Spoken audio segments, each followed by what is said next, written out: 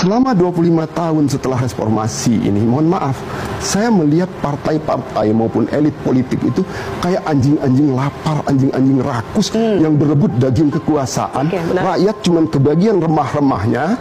Ya kalaupun dibagi ke rakyat itu ya sekedar terus supaya rakyat milih dia. Hidup Jokowi! Antek-antek asing! Lil Bahlil. Hidup Jokowi! Hidup Jokowi! Antek-antek asing!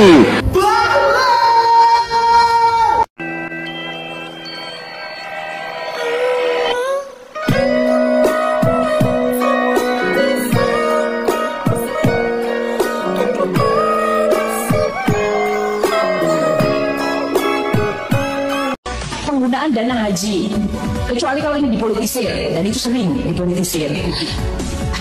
Dana haji adalah yang dikumpulkan dari para umat yang memang melakukan tabungan di dalam rangka untuk mereka pada suatu saat nanti naik haji. Karena sekarang jumlah umat di Indonesia banyak, sementara kuota haji kita sangat terbatas, maka di beberapa kota bahkan harus nunggu berapa? 10 tahun, ada yang 20 tahun.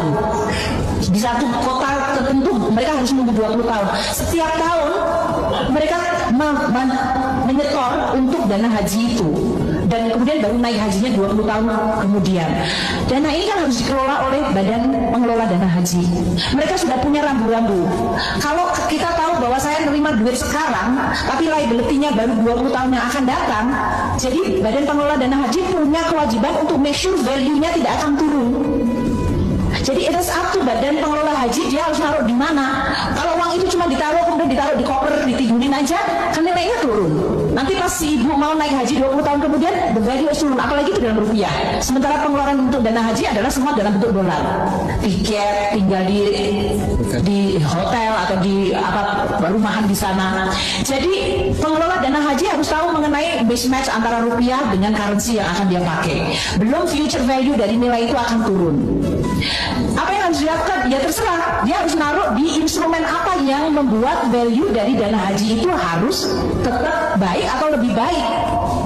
Instrumennya apa? Dia bisa beli surat utang negara dalam bentuk suku.